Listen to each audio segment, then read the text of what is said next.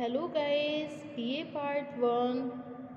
Welcome back to Sociology classes. Today our topic is holistic approach of society. समाज की समष्टिवादी अथवा समग्रतावादी विचारधारा. Okay student, तो आज का टॉपिक है हमारा समाज की समष्टिवादी अथवा समग्रतावादी विचारधारा.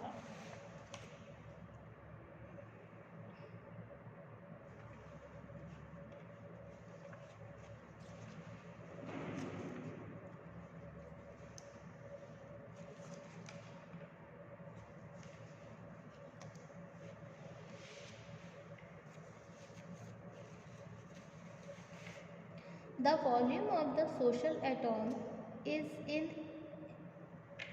continuous expansion.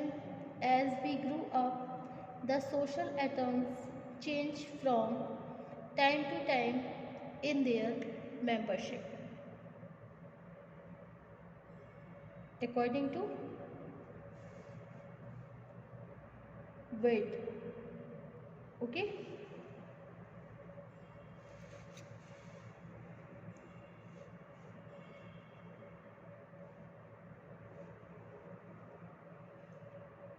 अणुवादी विचारधारा के पूर्णतया विपरीत समाज की समष्टिवादी विचारधारा इस मत पर आधारित है कि समाज का निर्माण व्यक्ति द्वारा न होकर अनेक समूहों की अंतरक्रियाओं द्वारा हुआ है. ओके. समाज का स्वरूप तथा संपूर्ण कार्य पद्धति एक जीव रचना के समान ही होती है. इसी अर्थ में इस विचारधारा को सावयवी विचारधारा के नाम से ही संबोधित किया जाता है. समष्टिवादी विचारधारा को समझने के लिए आवश्यक होगा कि सर्वप्रथम हम समाज की सावयवी विचारधारा के विभिन्न रूपों को संक्षेप में समझ लें. यह सावयवी विचारधारा प्रमुख रूप से निम्न 3 भागों में विभाजित है. ओके. नंबर 1, दार्शनिक सावयवता, साइकोलॉजिकल ऑर्गेनिज्म. सेकंड है मनोसामाजिक सावयवता, साइको सोशल ऑर्गेनिज्म. नंबर 3, सावयवी विचारधारा, organics theory, ऑर्गेनिस्मिक theory. Okay. Number 1, दार्शनिक सावयवता. यह शाखा इस बात पर जोर देती है कि समाज में एक जीवित सत्ता है. इसकी शक्ति अधिव्यक्ति, सुप्रीम डिविजुअल है. ओके. सुप्रीम डिविजुअल है अर्थात यह व्यक्ति से परे है, अधिवैयक्तिक है. ओके. समाज प्राकृतिक नियमों पर आधारित है और इसकी उत्पत्ति स्वयं हुई है. दार्शनिक सावयवता के अंतर्गत किसी प्रकार की मानसिक सत्ता, सामूहिक आत्मा, कलेक्टिव सोल, जनमत अथवा समूह मन की धारणा के आधार पर समाज को समझने का प्रयत्न नहीं किया जाता है. इसके अनुसार सामाजिक सामूहिकता, कलेक्टिविटी होते हुए भी व्यक्ति के नियंत्रण से बाहर है. नेक्स्ट है मनोसामाजिक सावयवता, साइको सोशल ऑर्गेनिज्म. मनोसामाजिक विचारधारा दार्शनिक विचार के बहुत समीप होने पर भी उससे कुछ भिन्न है. इस विचारधारा के अनुसार समाज की सत्ता व्यक्तिक सत्ता से इस अर्थ में भिन्न है. नंबर 3 है सावयवी विचारधारा.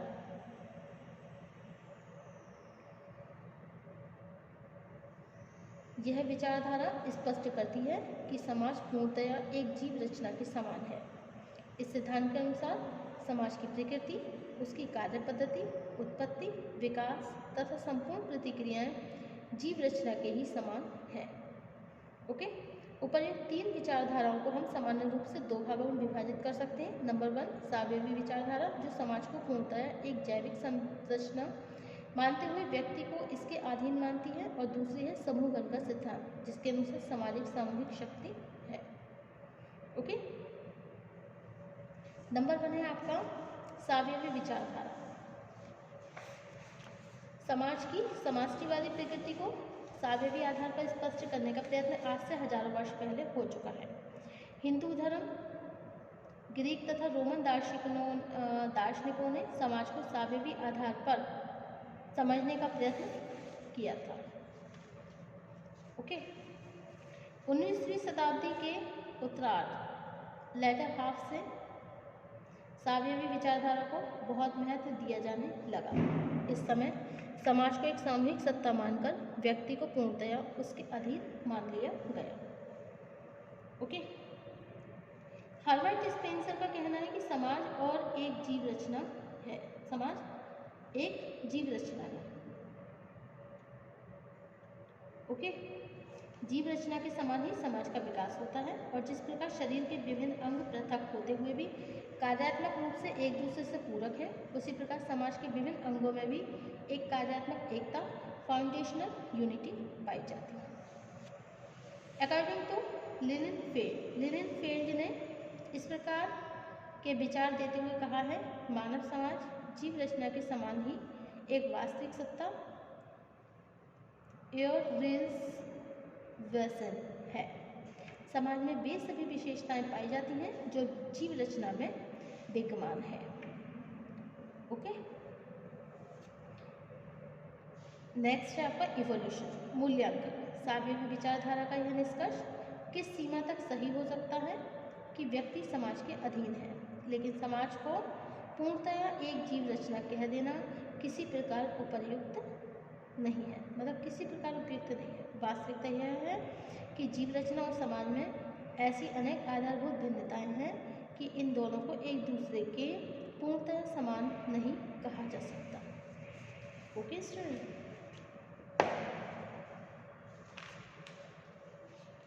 सेकंड है आपका समूह मत का सिद्धांत, थ्योरी ऑफ ग्रुप माइंड। प्लेटो के अनुसार समाज एक प्रकार से मस्तिष्क के समान है। जिस प्रकार मस्तिष्क 3 भागों में विभाजित होता है, चेतन, अवचेतन तथा अचेतन, उसी प्रकार समाज भी शासक, वीरों और सामान्य कार्यकर्ताओं जैसे 3 भागों में बटा हुआ है। इस प्रकार समाज की प्रकृति पूर्णतया समाजवादी है, जिसके आदेशों का पालन करना व्यक्ति के लिए प्रत्येक स्थिति में अनिवार्य है। ओके, अकॉर्डिंग टू दुर्खिम ने सामूहिक मन को ही अपने दूसरे शब्दों में सामूहिक चेतना, कलेक्टिव कॉन्शियसनेस कह सकते हैं। यह सामूहिक चेतना व्यक्तिगत चेतना को अपने में आत्मसात कर लेती है। सामूहिक चेतना केवल विस्तार के दृष्टिकोण से ही महत्वपूर्ण नहीं होती, बल्कि इसका प्रभाव भी बाध्यता मूलक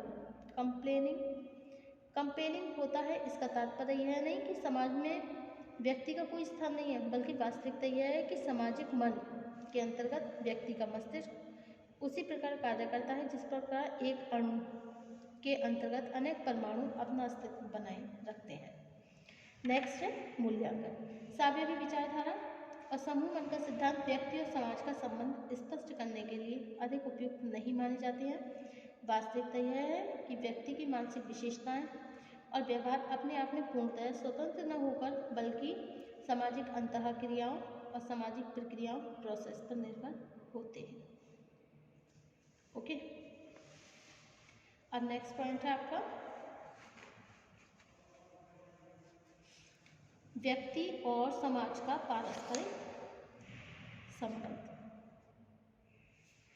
ओके, चार्ल्स फूले का कथन है, जब व्यक्ति और समाज को एक और संकेत करते हैं तब हम एक दूसरे से भिन्न 2 तथ्यों पर विचार नहीं करते, बल्कि एक ही तथ्य पर 2 दृष्टिकोण से विचार करते हैं। इसका तात्पर्य है कि जब हम सामाजिक जीवन को कुछ इकाइयों के दृष्टिकोण से देखते हैं तब हमारा तात्पर्य व्यक्ति से होता है, और जब हम संपूर्ण सामाजिक जीवन पर विचार करते हैं तब हमारा तात्पर्य उन छोटी छोटी इकाइयों से बनने वाले समाज से होता है। इस प्रकार मौलिक रूप से व्यक्ति और समाज में कोई भी भेद नहीं है। ओके, नंबर 1 है व्यक्ति व समाज का प्रभाव, impact of society on individual. MacIver ने 3 आधारों पर स्पष्ट किया है कि व्यक्ति का वास्तविक जीवन समाज में रहकर ही संभव है। सर्वप्रथम, व्यक्ति अपने आत्म सेल्फ के विकास के लिए समाज पर निर्भर है। दूसरे, व्यक्ति के व्यवहार उसको सामाजिक विरासत सोशल हेरिटेज के द्वारा निर्धारित होते हैं। और तीसरे, समाज से पृथक रहकर पलने वाले अनेक बच्चे व्यक्ति के जीवन में समाज की अनिवार्यता को स्पष्ट करते हैं। नंबर 1 है आत्म का विकास। ओके। नंबर 2 है आपका सामाजिक विरासत पर निर्भरता। नंबर 3 समाज के बाहर पले बच्चों के उदाहरण। ओके। एंड नेक्स्ट समाज पर व्यक्ति का प्रभाव। No one can be an absolute individualist any more than anyone can be absolute socialist. For the individual and society interact on one another and dependent on one another. Okay?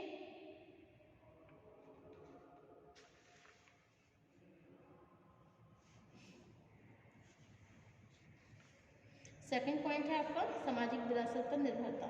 सामाजिक व्यक्ति को इस अर्थ में प्रभावित करता है कि व्यक्ति का पूरा जीवन उसकी सामाजिक विरासत अथवा संस्कृति से प्रभावित होता है। नंबर 3 है समाज में पले बच्चों के उदाहरण। समाज और व्यक्ति का पारस्परिक संबंध इस तथ्य से स्पष्ट होता है कि जो बच्चे अपने आरंभिक जीवन में किसी कारण समाज से पृथक किए गए हैं उनमें किन्हीं भी सामाजिक विशेषताओं का विकास नहीं हुआ। ओके।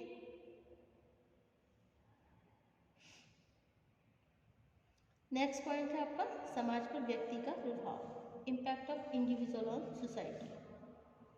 व्यक्ति और समाज की पारस्परिक निर्भरता को देखते हुए मैकाइवर ने यह निष्कर्ष दिया है कि व्यक्ति और समाज के संबंध को समझने के लिए किसी भी पक्ष को दूसरे से कम या अधिक महत्वपूर्ण नहीं कहा जा सकता। Okay, thank you for watching my YouTube channel. Thank you so much guys. Next topic होगा हमारा समाजशास्त्र का उपयोग, व्यवहारिक समाजशास्त्र एवं सामाजिक समस्याएं। Thank you.